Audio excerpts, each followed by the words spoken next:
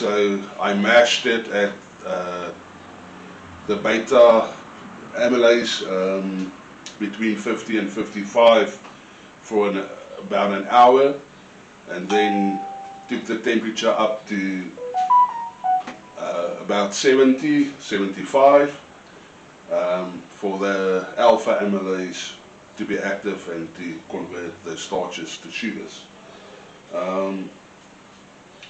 Not ideal, but it works for me, and it works excellent for, you know, this small batch mashing.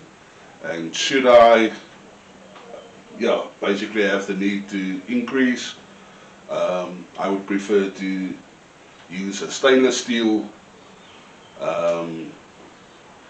vessel and work from there. But so far this works out perfectly well and very cheap and very easy to make. Okay, after that I switched off the power, and then we have to keep this mash overnight for it to sour, and we did that. Normally this is to introduce some bacteria and some wild yeast into your wort to basically sour your mash and to start with the fermentation process. And I just quickly want to show you here that it seems like there is some fermentation action going on here.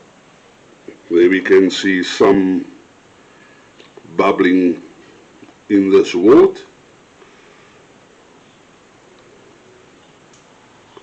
So fermentation is starting. Okay, another thing that I've done yesterday before fermentation started, and when the wort was cool at around room temperature, I took a gravity reading.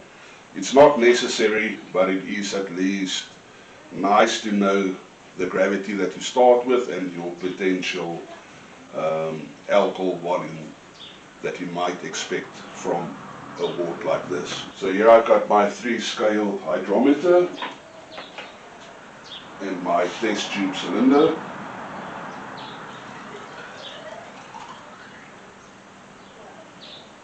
And this is what makes the spigot so handy. Just take a bit of that wort